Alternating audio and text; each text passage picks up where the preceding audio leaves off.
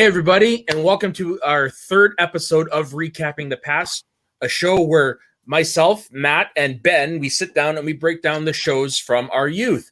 And I already introduced them. Ben, how are you doing today? Good, how are you? I feel like my day is wasted because I slept most of the morning. Feel that. Yeah, it's something I don't do really ever. So when I do manage to sleep into the late morning, I feel like an idiot. Right? It's just like I've been up for 5 hours, and it's like I feel like I got nothing done. We're doing something now. Touche. So, as I said, not the point, but really the reason why we're doing the show is because in our private chat, Ben and I were always talking about shows we love to watch and what have you. And with the Saved by the Bell reboot, he had the good idea of, hey, why don't we just review the shows we like? So that's why we're starting off with Saved by the Bell because of the recent reboot. Now, the past two episodes, we focused on Good Morning Miss Bliss, which was kind of like the pilot for Saved by the Bell, I guess you could say. It was kind of like the audition process or whatever. Because you had four characters that we all know and love, but the setting was different. The school was different. The main character was different. The format was different. So we completed that, thank God. And now we're finally on to Saved by the Bell proper. Now, unlike the last two where we originally were going to do 4 episodes and then we decided we're going to break down everything. No, we watched the whole season this past week. And now we're going to discuss the season. And we're going to bring our 5 favorite episodes from the season, kind of like a mini top 10 for those of you who like that show with Roka and Nost. And that's where pretty much our discussion is going to be based around. Did you have anything else you wanted to add to that there, Ben? No, only it was a trip watching this again after so long. Totally was. And I forgot, I've always enjoyed Saved by the Bell, but I forgot just how much I enjoyed it until watching these. Me too. Too. Like, there were a few things, for example, in the episode The Babysitters, where there is a scene where I was texting with my friend about it, who is, I wouldn't classify her as a feminist, but she's definitely more into those type of things than I am. And we were talking about it, and I said, yeah, in this episode from like 89, they had the kids and the girls in home ec class learning how to raise a baby. I'm like, that is something you could never do nowadays. I think you can do it, but it's a mix. Exactly. What I was saying, where it's strictly females being taught it, and it's in home ec class. Like, yes, there is up here anyways, there has been in the past classes where you learn that stuff, but it's not in home ec. Right? That kind of plays into that stereotype gender thing. Yeah. So that's an example of what you couldn't do nowadays. However, that episode might be on my list, The Babysitter. Oh, yeah, mine too. It's going to be on my list. You know what? Let's just stop beating around the bush. Let's just get into our lists. Do you want to start us off? Sure. My number 5 is Beauty and the Screech. Punt. Number 5? Yeah. My number 5 is, there is one thing I forgot to mention because this actually pertains to my number 5. So we're doing this, I have the DVD series, so we're doing this based off of the DVD listing. Now, one thing I noticed when I finished is that there are some episodes that listed on my DVD in season 1 that actually aren't in the official listing on IMDb or on Hulu or what have you. That's because in their original airing, they aired in different seasons. But for some reason, when Shout Factory did the DVD, they included those filmed episodes in with the season 1. So that's what we're focusing on. And one of my number 5 is part of that batch. I believe it is originally from season 2, but it was lumped in with the season 1 episodes because it was filmed with it. And it is Close Encounters of the Nerd Kind. Mm-hmm. No, not in mine. So this is where you, one of the first instances where you see the whole gang get together to pull off a scheme. And basically the whole point of this episode is originally they're making a movie, but the school camera gets broke. So they try to find a way to raise money. And then they find that one of those trashy tabloid magazines is giving $10,000 to whoever can provide photographic proof of an alien. And in the movie, Screech was an alien, so they took a picture of that and they sent it in.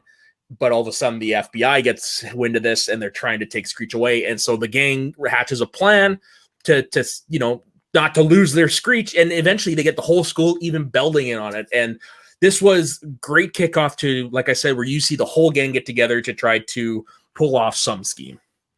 Now, correct me if I'm wrong, but then might be one of the few times Zach and Building were on the same side together. Correct. right? It didn't happen in season 1 because we haven't seen the other seasons yet. I can't quite say if they do in the other seasons, but yes, as of based on this listing that we watched, this was the first instance of them working together, and they definitely mention it at the very end of the episode. Right. You should do it more often. Yeah. Yeah, as much as they were good at T, I think Belding is a better foil for Zach. Yeah. Yeah, this was quite the out there episode. This is where Screech pulls off the mask. He's wearing an alien, and then he finds out, oh no, you're gonna dissect me, and he runs away. And yeah, also what I don't understand is why the Saved by the Bell gang is obsessed with hiding in lockers. And how do they fit in those lockers? They're like new. Yeah, and this isn't going to come into play because we did mention this episode is both on our list, so this will come into play when we're talking about that episode. This whole locker thing. Right, and boy, they got a lot of Screech mask on this episode. No, where did I know they're all rich, but where do they get these things? But yeah, no, this was a classic episode for me, and it made me laugh quite a bit. I said this was a classic episode for me, and it made me laugh quite a bit. Now, unfortunately, I did interrupt you. What were you going to say? I might have not been important. Okay, then. Well, let's just get into the next one. What's your number 4? The babysitters. Yeah, the babysitters. Bunt. My number 4 is Screech's woman. Okay. Yeah, so basically this one, Screech is getting sick and tired of being rejected by everybody, and this is something that I can personally relate to, not because I look like Screech, but because a little bit behind the door, I suffer from severe anxiety and depression, and a lot of it is self-confidence issues. So I guess looking back at it, being diagnosed with all that, I kind of related to it. Okay. And basically the whole point is Screech is sick and tired of nobody giving him a chance or whatever, and Zach has an ulterior motive here because Screech is the one doing the school project, but because he sips into this funk, he just doesn't care. And so in order to cheer him up, he pretends that he to be a girl named Babette. No, Bambi. Bambi, that's right. Pretends to be Bambi to cheer Screech up, but then all of a sudden he has to produce Bambi. And so this features, was this the first time where we saw it? Man dressed as woman in the show, because it does happen a few times. But Zach dresses up as Bambi to let Screech down. And when Slater finds out that it's Zach in the skirt, man, it's too funny. Just won't let him live it. My favorite part of this episode is a phone call with and a locker room. The phone call. Oh yeah. Yeah, with Belding's is in the stall while they're on the phone. Yeah, of course. And then Slater walks in while Belding thinks it's Bambi. And yeah, it's this whole thing exudes. Now, we were talking earlier about things that you couldn't really do now. For me, the context in which Zach dresses as a woman could definitely be done now because it's not completely nefarious what he does. It's more to cheer his friend up. Yes, is there ulterior motives, but the main crux is to cheer Screech up. You know what? I think he even said, he said he did it for the school project. I never believe that. I never thought. He did it to make Screech happy. Yeah, exactly. And he even says that at the very end. Yes, I may have done it for the school project, but in the end, I wanted to make Screech happy. Right. Like you can tell, yes, he's definitely the butt of all their jokes, what have you. But they all love Screech. You can tell Zach especially because in that episode you were talking about, the alien one, whose house was Screech at the night before they had to do something. Yep. And right. you can just tell. There's a bond between them. Yeah, and it goes back to Miss Blitz as well, because there was that episode with the bully where Zach was the first one to stand and defend Screech. Absolutely. Yeah. Absolutely. It's because Zach knows that Screech, no matter what, is always there for him. He's always going to be there to help him, even if it's to sell his body to science. You know, he's going to be there to help him. And unfortunately, behind the scenes stuff, we will probably never see Screech again. I'm saying it'll probably never happen. That's my view on it. But I mean, Yeah. as much as you have Kelly and Zach, and you have Slater and Jesse, I'd say probably the biggest relationship is in this version of Saved by the Bell is Screech and Zach. Wouldn't you agree? Yeah, I mean, you cross social a little. It's kind of like Corey and Sean a little. Yeah, except Corey and Sean is it's like that one's transcendent. Oh, But yeah. but yeah, no, you nailed it on the head. Yeah. Yeah. And I mean, maybe brother to that, and that makes sense. Yeah, for sure. He's like the tag along that they love to have. They may not say it often, but deep down they love to have him around. Oh yeah, absolutely. Especially in later seasons, you see that. Oh, 100%. And honestly, after this, I might start season 2. You've already started, didn't you? I already started a few days ago. I'm on some time off right now, and theoretically, if I put my mind to it, I could have the whole caboodle done by Friday. Nice. But I'm not going to because that's a lot of Saved by the Bell. Okay, so now we're into number 3. My number 3 is A Little Horse Later. Oh, that's not on my list, but it is a good episode. All right, you break it down. Okay. And then help me out if I miss anything. The main purpose of this episode is Slater had a chance to move to Hawaii. Zach wants him to go. So you see Zach manipulating all the friends, the whole gang, to treat Slater like good. To get Slater to go. So when Slater finally says he'll go, Kelly says he'll go with him. And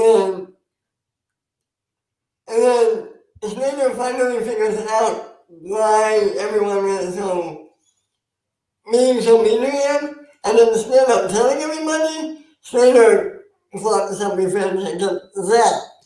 Oh yeah. And am I missing anything? No, you pretty much nailed it. Did you say that why everyone was mad at him? That because they thought that they were trying, he was refusing to go to that facility? Right, because Zach told everyone that he was dying. I forgot that small little detail. Yeah. Again, playing that dying card. He still hasn't learned from his Sneemy incident. Nope, definitely not. And one of probably the biggest thing from this episode is it's the first time we see that Zach cares for Slater. Like, yes, in the very beginning they're frenemies, and for the rest of the show, the rest of the existence of that show, they're best friends and all that stuff. But in the very beginning, they were frenemies, and this is where you kind of got the first glimpse that maybe Zach likes him more as a friend than he does as an enemy. At the very end, I'm talking about. Oh yeah, of course.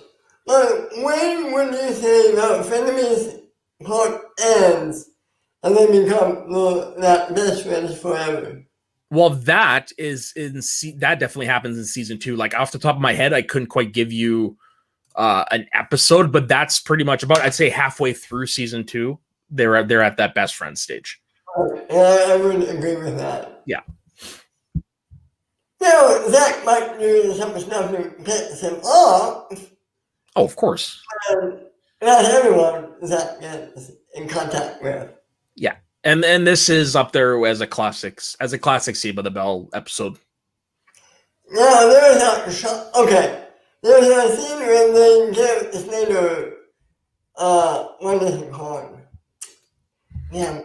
What is that thing in Hawaii called? That party. They give him the flower thing. They give him away. They party. It's a luau.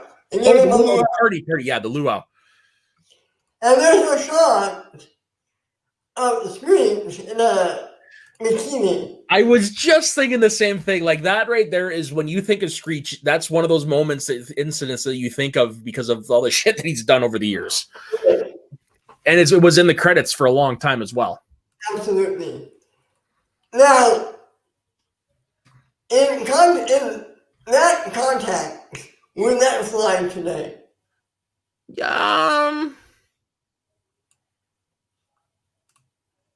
That one's hard to tell, to be Okay. honest. That one, I'm not. You know what? That one, I'm not. I will never say I'm the authority on that one, just because that's hard to tell. I was thinking, it is a question I had to ask. Yeah, I get it. I'm trying to bring up a picture of it here so we can give the people watching some context who haven't seen Save the Bell. So I'm just gonna screen share this. So if you're curious, this is what we're talking about here. This is why I love Screech so much. I give a shit. That is him in a nutshell. Exactly. That is him in a nutshell. Like I almost had today it's Mr. Dewey because Mr. Dewey, we haven't talked about him yet, but is the best teacher that they had in terms of comedic relief. That guy is hilarious. But I was this week I was thinking of putting Screech Bond on here. Oh God. I know when you I know when to bring this up and it's on your list, so what is number 3? Pun from earlier, Beauty and the Screech. Yeah, I love this episode. Yeah. You want to break this one down as well? Because I have pretty much, because of my puns, I haven't given you much time. You can break it down. Yeah.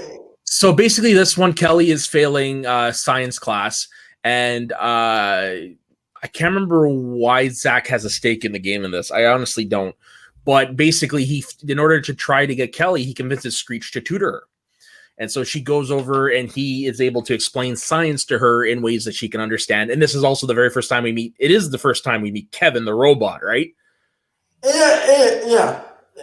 Depending on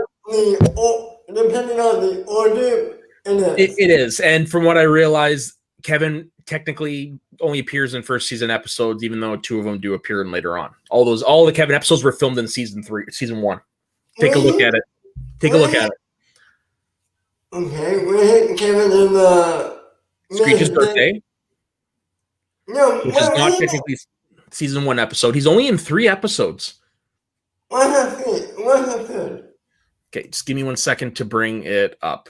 So yeah, basically, and as I'm looking for this up, basically what happens is through this, Kelly develops a crush on Screech, and Zach. This is the first time Zach and Slater together team up to try to break it, and hilarity ensues on this one. And this is where we get the infamous, or what I just mentioned, Bond, Screech Bond. Now, Kevin the Robot appeared in 3 episodes of Saved by the Bell, Beauty and the Screech, Miss Bayside, and Screech's Birthday. Now, the last 2, they did air later in the series run, but they were filmed in season 1. Miss Bayside is a season 2 episode. Because that didn't kill the real thing. Miss Bayside. Oh, okay, you know what? No, you're right. I was confusing that one with the one with the Zit Cream. Okay, no, you're right. But Screech's Birthday was still filmed in the season. That's probably season 4. The most we see of Kevin is in that episode. Yeah, that's the last time we see him. But I wish we had him more often because that robot's hilarious. According to the reboot, Screech is with Kevin. Yeah, spoilers for the reboot, Screech is on Mars with Kevin. And spoilers, Mr. Dewey is the only cast member only teacher to appear in Saved by the Bell, the new class, and the reboot. Yeah, the actor who plays Mr. Dewey is God. He's got such deadpan delivery. And I've forgotten that he is the vice principal. Oh, yeah? Yeah, they mentioned it in, I think it's Screech's Birthday. Huh, I might have missed that part. Yeah, it's just a 1-line throwaway. I just happened to catch it. Yeah, Patrick Thomas O'Brien is his name. Patrick Thomas O'Brien is so funny. He took over the helpful Bible. Listen, Kevin. No, I was just saying you.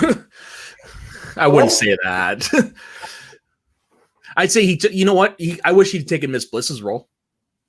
Yeah, he would have been good. Yeah. Like, I mean, not as involved. I mean, that's kind of what Belding is for. But I mean, I definitely would like to see more focus on Mr. Dewey because he cracks me up. Although, I don't think we've gotten him yet in season 1, but my favorite teacher is Mr. Turtle. You think he appears in season 1? Hold on. I don't think so. I think he does in season 2. Where is Mr. Tuttle on here? Mr. Tuttle appeared in about 5 episodes. I think the first one was our driving one, if I'm not mistaken. The first one is The Friendship Business, which is season 1. Okay, I'm wrong. Yeah. I'm wrong. Yeah, which is actually one not on my list, but it would definitely be an honorable mention. Me too. Yeah. Basically, in that one, they're doing an economics class, and every group is to do a pitch, and then if it's approved, they're given money to try to build their product and save it. The core 5 are together doing their project, but as typical Zach does, he blows everything apart, and everybody else leaves them, and they end up working together. And yeah, it all works out at the end, I guess. They manage to sell stock in both companies to the nerds, who make a lot of money. Where isn't that the truth? Yep. Even in reality, that's the truth. Nerds rule the world, my man. Yep. What's your number 3, Matt? That was my number 3. What's your number 3? My number 3 was Beauty and the Screech. Oh, my number 2, I guess. Because my number 3 was Aloha. So Never mind. So it is my so now it's your number 2. Okay. The Zach case. Not on my list, but it was a contender. This episode is so funny. There's Zach, and they're learning about subliminal. You said it right. Advertising.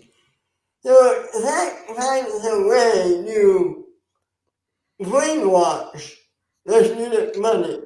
Well, first, he brainwashes Belding. Because he had a pretty much mother meeting that he wanted to get out of. So he brainwashes Belding, it works. He has the idea to brainwash Kelly and Lisa for Screech and Kelly for him. But what Zach didn't know is Kelly let me tape. Oh, how could I forget? Zach made special tapes that he had to get to Kelly and Lisa. So he had Screech dress up as a what was it, Catholic schoolgirl? Yeah, as a schoolgirl. What was the character's name again? Mama Bush. Yeah, Barbara Bush. It's like, okay. Yeah. And yeah, so maybe everyone finds out what Zach did. Again, and they made them trying to get back at him and take his plane over the PA system, over school force with Zach. It is a great episode. Matt, what do you think about this episode? It was really good. Like I said, it definitely was like this close to making my list. Now I'm on IMDb, and one of the trivias about this is the first episode in which Mr. Belding utters his phrase, hey, what is going on here? Saying hey all 5 times. Wow. Yeah. He'd said it in the episode The Substitute earlier, but he only did it 4 times. This is the first time he does the whole 5 days. Just wanted to throw that a little bit out there. To me, this is Zach at his douchiest. Yeah. So I'm going to throw an audible in here. I'm going to steal something from the Kind of Funny guys. Introduce a podcast within a podcast, as it were. Okay. Which season is Zach at his douchiest? Oh. So we've got Miss Bliss. We're going to rank them. Okay. We've got season 1. So where would you put season 1 Zach Morris over Miss Bliss Zach Morris? Put him at number 1? Let me think about that. Yeah, and you haven't going season one is Zach and the nutrients. Yeah, because of this episode. And we're only doing these 2 seasons right now. Yeah. Oh no. Yeah. We're gonna do season 2 next one. Then we're gonna rank that one where it is. That's why I suggest you watch the Kind of Funny thing to see where I'm gonna get some of these ideas from. But yeah, no, we're gonna be ranking the episodes. Okay, perfect. Yeah. Anything else you want to add about this episode? No. No. Like I said, it was definitely a great episode. It was awesome to see everybody turn the tables on Zach, especially Slater saying his heart goes to me. This was the one with the hearts, right? With the tearaway heart. Yeah. When Zach's like, no, he's my date. Or when Slater's like, oh, he's my date. It's like, good. Okay, my number 2 is the second punt from earlier, the babysitters. So basically, in this episode, Kelly is stuck babysitting her littlest infant brother because her parents, in typical California first world worries, are snowed in a ski lodge. But unfortunately, it's Monday. She has to bring the kid to school, but it's also yearbook photo day for all the groups. So basically, she has to pawn off the baby to the friends to watch while she does her photo. And it ends up being Zach, of course.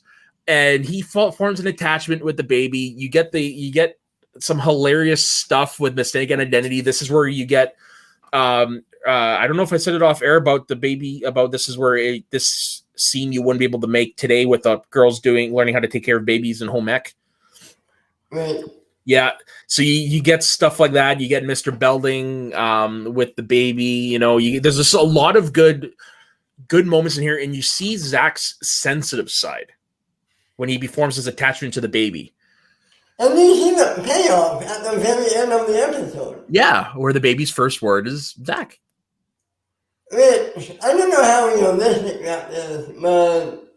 Hey, man, anything's possible. Yeah, I guess.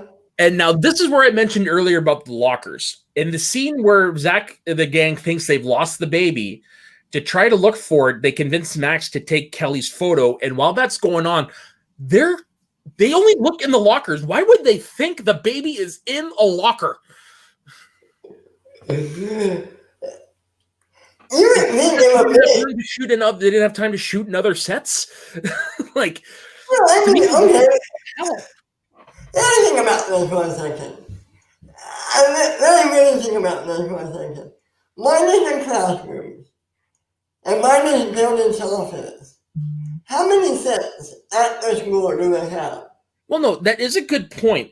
But what my thing is, couldn't they think of something better? Yeah. Because that's just like you said, the baby saying Zach is far-fetched. Like, how realistic is that? This was probably the most unrealistic thing in that episode. True. I mean, hypothetically speaking, if the baby was in a locker, wouldn't he even cry? That's exactly it. They would have heard him. Yeah. But you will with it because it is Saved by the Bell, and it is. Totally. Yeah, totally. That is the only negative thing I have to say about this episode. Everything outweighs it. Probably my favorite beat is when during the aforementioned home ec scene where they're taking the photo and Screech has to come in to try to get the baby, and Jesse and Lisa do this new cheer they learned in cheerleading class, trying to give Screech directions to grab the baby, and he accidentally grabs a doll. My favorite part of this episode is the French class. When the baby makes all this noise and Zach mouths it, and then teacher thinks he's doing, oh my god. Yeah, and then the whole class is following his lead based on what the teacher says, and he's like, oh, I gotta go. He packs up and leaves. The whole class packs up and leaves. It is Saved by the Bell at its peak. 100%. Yeah, this stuff like this is why we love Saved by the Bell. Now, something tells me we have the same number one. I don't know about that. Should I go or do you want to go? It's you. King of the Hill. Really? Yeah. Mine? That's no. I thought for sure we'd had the same number one. King of the Hill. I like this episode because it sets everything up. You mean think up. But it should have aired at the first episode of the season. And then a pilot. And then it is a pilot. you get the meaning of Zack and Slater. You get, you didn't get you get all the new characters. Mm-hmm. You get what they're like. You get funny moments. It is a good episode. You see the beginnings of a rivalry between Zack and Slater Yeah. from Kelly's heart. You see the beginning of you see where Zach and Jesse's friendship comes from. Right? But also one thing that actually kind of stuck out to me is in this episode, and I think it's only in this episode, Kelly is not part of the main crew. Like, yeah, she talks to them and stuff like that, but like when they're in the Max, everyone's stayed together except for Kelly, who's off somewhere else with a bunch of different friends. It gives off the impression that while she is friends with them, she's not part of the main group. Okay, I might have missed that. Yeah. Okay. It's amazing what you can think of when you're on another plane of existence. Maybe one day I haven't tried that, but not today. No, for sure. And if I'm going to give you advice, do it when you're at home, when you know you're safe. Yeah. That's the only kids. If you're listening, if you're going to try it for the first time, yeah, it's cool to try it with your friends, whatever. But really, if you want to be cautious, do it at a home of someone you trust. So that way, if you pass out, at least it's in a familiar setting. There you go. The more you know. Yeah. Hey, I was going to say, what's saving the bell without a PSA? There you go. There you go. Yeah. So I'm curious. If you were to talk about my number one, what's your number one? Mamas and the Papas. I thought for sure that would have been your number one. It was going to be me in my top five, but no. Oh, wow. Okay. So basically the purpose of the Mama and the Papas is they're doing a sort of, I guess it's a program, course, a project. I don't know exactly what it is, but basically they're paired off into three couples and try to pretend like they're married. So you've got basically the couples of the show. You've got Zach and Kelly, Slater and Jesse, and much against her will, Lisa and Screech. And during the course of this so basically they have to pretend like they're married and they have to like act out what happens a day after work or whatever. And of course you see the also familiar dynamic of strong, sexist, pig-headed Slater and strong-willed feminist Jesse. And I think this is the first episode where she calls him a pig and he goes, oink, oink, baby. I think this is the first episode. You're probably right about that. Yeah. So basically, they're kind of not really going to work. Zach and Kelly, you know how that goes. Zach's always flirting with Kelly. Everything does kind of work out in a way till later. And at some point, Lisa develops an allergy to Screech, which starts with a twitch and then it comes out in like hives or whatever. But anyways, they cannot complete the course. So they twist it up a little bit. And Screech is introduced as Zach and Kelly's son and Lisa as Jesse and Slater's daughter. Now the crux is they are already teenagers and they are told to be as obnoxious as possible, which drives Zach crazy to the point where Kelly and Screech leave him. And Slater can't just wrap his head around this whole thing. So basically at the end of the episode, they realize that they're both being dumbasses. They have to make it up to their families. And so there's a date night at the Max, their own tables. Everybody makes up. They all learn lessons. Zach and Slater realize, we're not going to make it sort of thing. And they end up getting an A because they were honest and they found the truth of themselves. At the end of their thing, Kelly reveals to Zach that they're about to have another baby. And she lifts up the tray and it's Screech wearing a bonnet. It's a girl. Hi, Ben's mom. We can cut that out, right?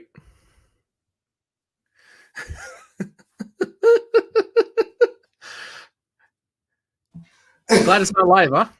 I'm getting forward to doing it at the parents' house. That's why the doors are closed. Yeah. All right. So yeah, basically that's what happened. That's how the episode ends. It's revealed that Screech is now the daughter as well. So, but this is where you see a lot of the origins of the dynamics between Jesse and Slater that everyone is very familiar with later in the series. And for me, this is peak season 1. Everybody in this season is firing at the height of their powers in this episode. I agree with that. And it's an interesting episode, especially if you've seen the reboot. Oh yeah, for sure. You see how much Slater has changed. Well, not okay, that, but actually what just dawned on my mind is you look at Zach and Kelly in this episode, all handsy, and you look at them in the reboot. Yeah, maybe. And Now Kelly was a little more serious in this episode, but right. bounce to wow.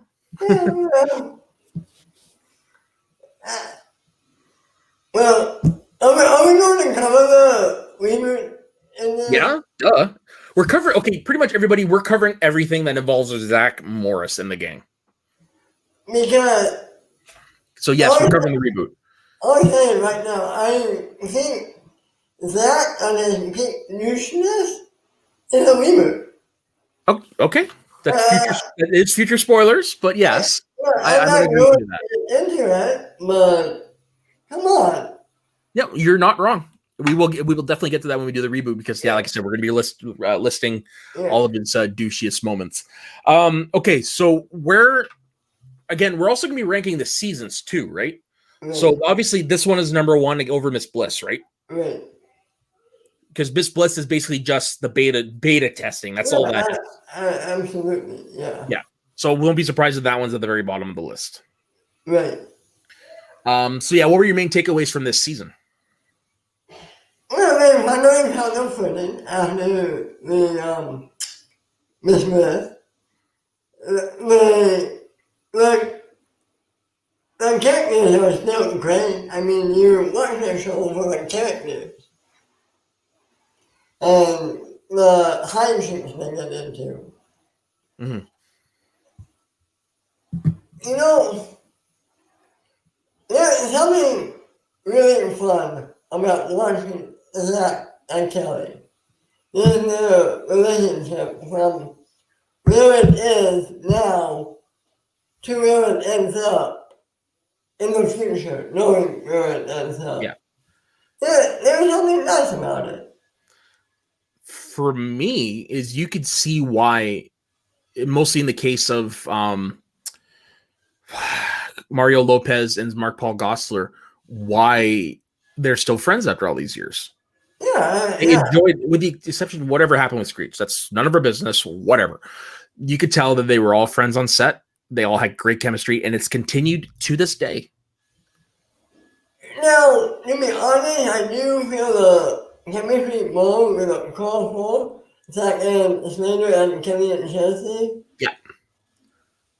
Yeah, this is part of it, but I feel like, I don't know, if there is an edge, she quite didn't make past the line, if that makes sense. No, I'm totally with you, and this is something that I've been thinking about in these first couple seasons, mostly Lisa. You know who she is right off the bat. There isn't a lot of character development with her until the later seasons. Well, how about that one episode where she's going to death? You know what I mean? Yeah, but she hasn't really changed, has she? No. Like, I mean, but that's like the one outlier, but predominantly first couple seasons, she's very one note. Well, okay, let's be honest here. Isn't that no character throughout the series? Yeah, but at least later on, you do see different levels of her. Like when you get the Secret Admirer episode, or the episode where which didn't really give us anything after that, but the episode where her and Zach get together.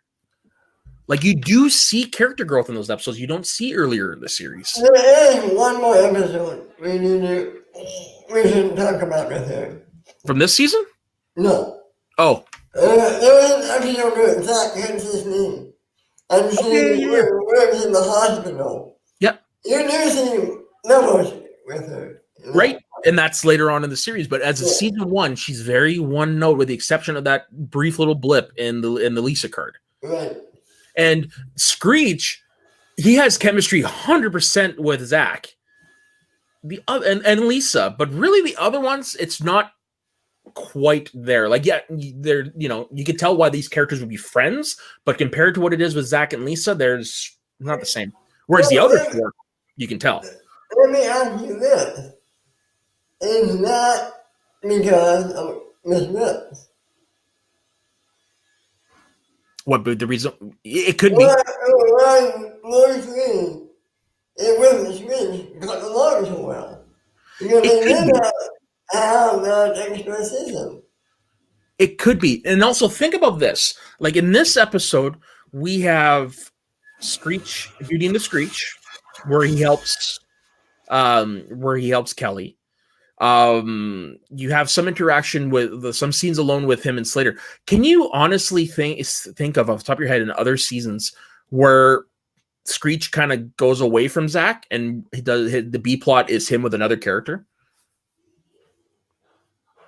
Of the core group, I mean. No, I can. Yeah, normally he's with Zach. Well, I remember when he was with no, Victoria, Vicky, no, Tori. no. Oh, you mean Tori Spelling's character? Yeah, Yeah, right. no, I said the core five. Oh, okay. Yeah, not like obviously Screech's girlfriend. Yeah, I'm talking with Zach, Kelly, Lisa, Jesse, Slater. Can you honestly think of other like B plots or plot driven episodes where Screech is split off from Zach? Because I can't. No, I guess you're right. I guess, like I said earlier, they were the Corey and Sean of the show. 100%. 100%. And I guess you could say building with Feeny. Yeah. A more goofier Feeny. Yeah. But that's what we love. Maybe Tuna. Maybe building with more like Tuna. No, I'd say he's more like Corey when he's a teacher. Good point. So, is there anything else you wanted to say about Saved by the Bell Season 1? Yeah, I had funny. There was something I wanted to say. What were your... Oh, God, no. Oh, one episode was that. The Bambi episode. One of my favorite moments in that episode. Screen her handcuffed to his locker in Building's office. Yeah, Kelly walks in, grabs her stuff. He's like, they fixing it all. Yeah. I look at Building's face after she leaves. Like, yeah. There was one episode we didn't talk about. It's one of the ones that was filmed in season 1 but aired later. We didn't really talk about Slater's friend. that's a good episode. Yeah. That's a really good episode. It really was. And like, I mean, to see Zach actually take, like, Zach is not an ass in this episode. He's more of Slater's friend. Right. I would say, right. Like, if the Zach tapes is Zach at his douchiest in this season, the Slater's friend is Zach at his nicest, I guess. Well, no, he did trick Kelly into coming into his room.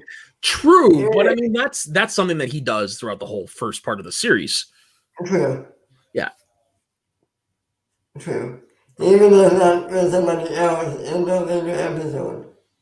Which we will get to. But no, to see Zach and Screech come in and say, hey, look, the reason why he's acting like this and why he's acting out is because his friend died. Right. Yeah. And that I thought that was pretty cool of Zach. Right. And I forgot until we were watching a little Horse later. I forgot we got to see Slater's father in more than one episode. Yeah, we'll definitely see him, I think, 1 or 2 more times. I like him as a character. Oh, yeah, no, for sure. That's out of the parents, he's definitely one of the more memorable ones. For me, Screech's mom is pretty memorable, too. But she was only in that one episode, right? She was only in that one episode, but I will talk a little bit about her when we get to there, because she's kind of famous. Off camera, we're on top. I'll mention it to you off camera. So everybody, thank you very much for indulging us in our Saved by the Bell fandom. As you can tell, we're both big fans of the show, and basically all the other shows are going to be ones that we're fans of as well. So Ben, where can everybody find you? Oh, you can find me on this YouTube channel on Recapping the Past with Matt, on Shooting Up Breeze with Matt and a guest. Sundays on Get Ready, and starting Friday on my new show, I'm solo on Ben's Hot Takes. I take a few stories from the entertainment news and I can give you my thoughts on them. And every Saturday on my Smart Out show, not Smart Out, I do it with a couple of other guys. All right, and for me, you can find me on this channel with, like Ben said, on the other shows. This one, Shooting the Breeze, and Get Sweaty, which is the flagship show. And you can find me over my other channel, Schmoes of the North, where me, Dan, Dave, and Louie break down the week according to Schmodown, and we do interview people involved around the league. Now, this upcoming week, we are actually going to be interviewing none other than the Insnider. So keep an eye out for that one. I cannot wait to happen. That one just randomly fell in our lap. Are you on that one? I think so, yeah. Right. Yeah. So look for that when it drops. And also this week, because there's not really any matches this week because of the Spectacular, we decided to drop, as a thank you for the 100 subscribers that we have, the Schmovivor series. So by the time this episode that you're watching right now airs, all 4 episodes of the Schmovivor series will have been released. So basically what we did is we took a number of competitors and we put them into a simulator program on the internet based around the TV show Survivor. And the 4 of us went and watched this and reacted as it was going down. None of us had any idea what was going to happen with what character, whatever. So all our reactions are real. So definitely check that out. It was a lot of fun. It's getting a little bit of buzz right now, which is actually pretty cool. Yeah, that's so great. Congratulations on that.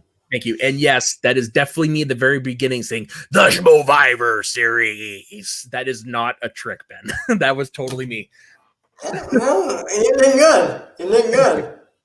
And so next week, join us as we sit down and review season 2 of Saved by the Bell, which has some of the most iconic moments in the series. And it has probably arguably the most infamous episode of Saved by the Bell. A lot of people, when you say Saved by the Bell, they think I'm so excited. And that's the only hint I'm going to give you to that. And on top of that, Family Guy took that scene and ran with it.